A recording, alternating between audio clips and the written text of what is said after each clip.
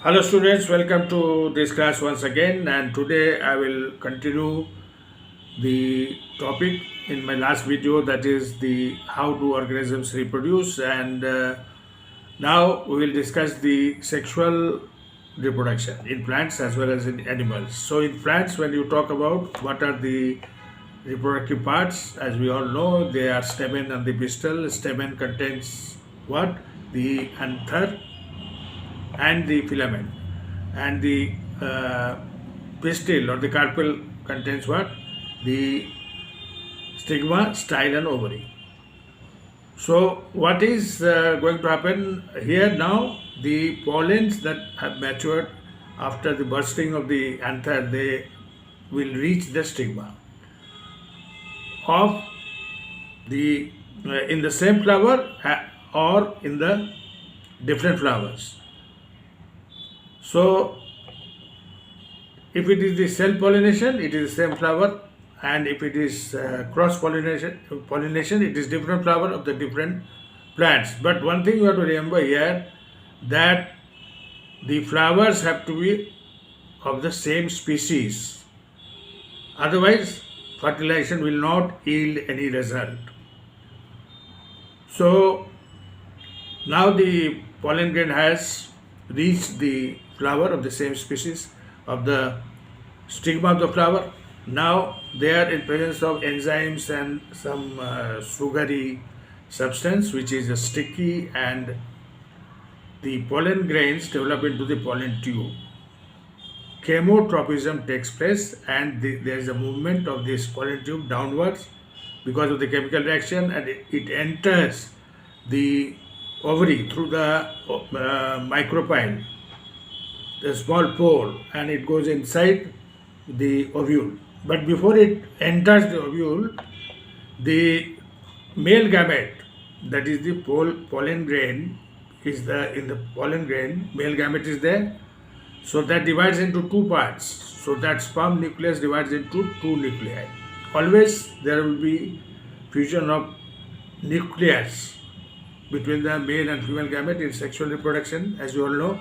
So this male gamete, the sperm nucleus, has divided into two parts. One part will fuse with the egg cell which is there at the base of the embryo in the ovule and form the zygote.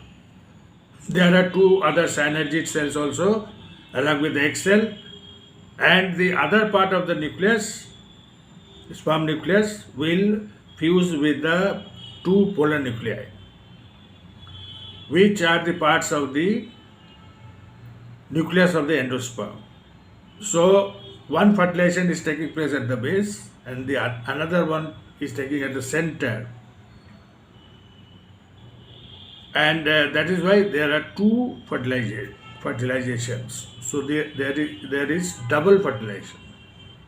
But how many fusions have taken place? One fusion at the base and two fusions at the center. So fusion is three.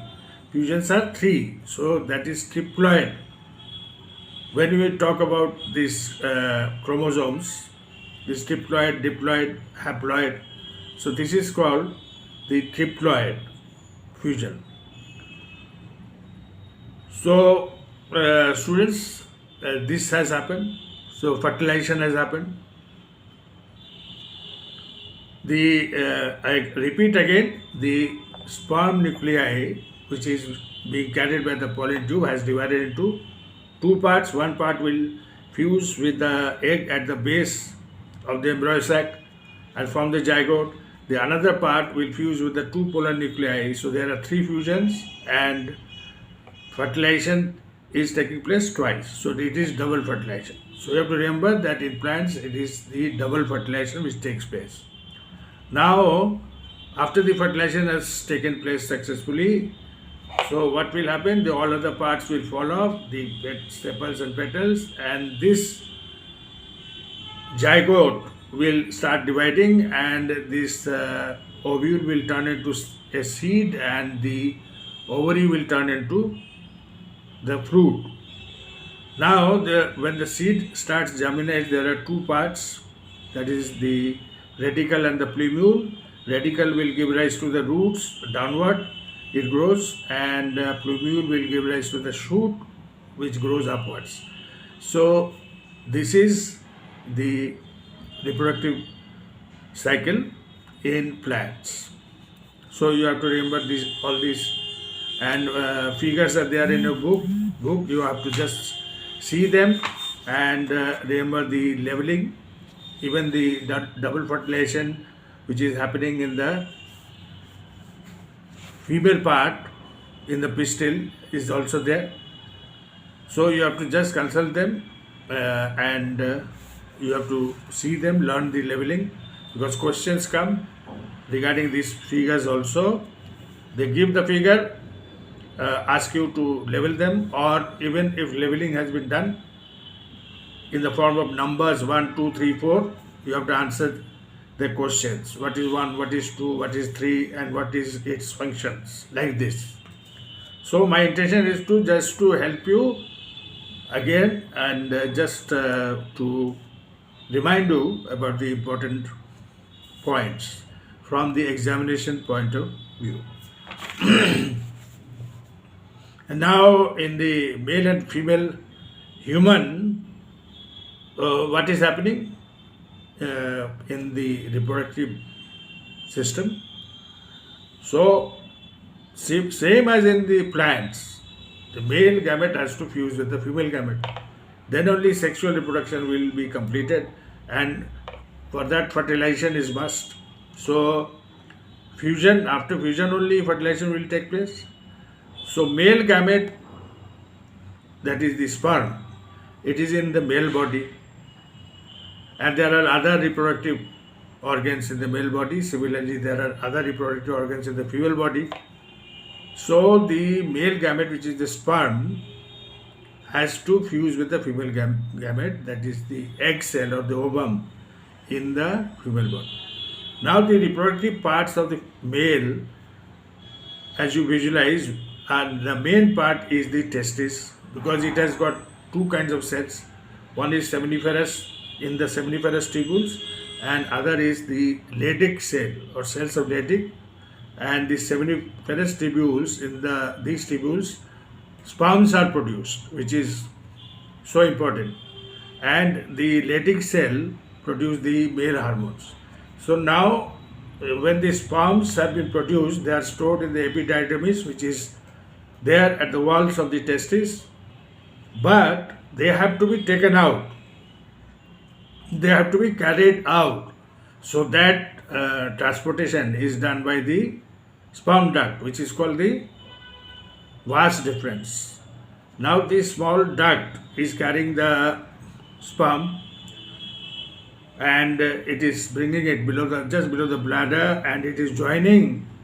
This sperm duct is fusing with the urethra in the penis, and before coming to the urethra, there are three accessory glands also: prostate gland, seminal vesicles, and the corpus gland.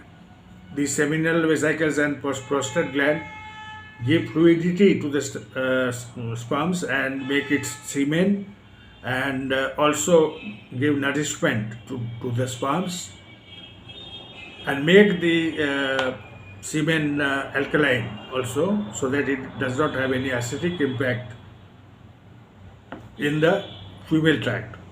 And now corpus gland are there, which help in lubrication in the movement of the sperms.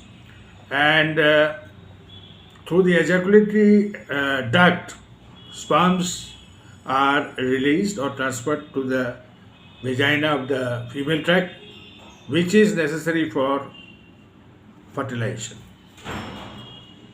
So this is the male reproductive tract, students. Your testis, vas deferens, and then vas deferens joining the urethra, which is the passage for sperm, and also passage for urine. But both of the things, sperm and or semen or urine, will not be released at the same time, but it is the common passage for both of them. So this you have to remember.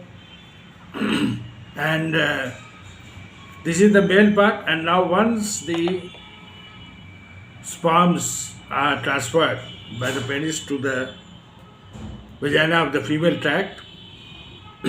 There are reproductive organs in the female body, starting from the vagina, then the cervix, then the uterus, and the uh, fallopian tubes of the oviduct, because there are two ovaries, and one ovary in 1 month alternately will release one mature egg. So the egg is moving towards the in the fallopian tube or the oviduct, and it is meeting with the sperm which has been released, and it is propelling upwards. So this fusion will take place in the fallopian tube, and if fertilization happens, zygote will be formed, and zygote will be implanted on the uterine wall, because by this time the uterine wall is prepared to receive the zygote by increasing the thickness and also by increasing the blood supply. So the zygote will be implanted there, then it will start division, cell division, and morula and other structures will be formed, and then ultimately embryo will be formed, which will develop into a fetus, and ultimately a newborn baby will take birth. So after 280 after your 280 days. So this is the cycle, student, in male as well as in female reproductive organs in human. So I end my topic here. Wish you all the best for your studies, and will come with some other topics in my next video. Thank you so much. God bless you all.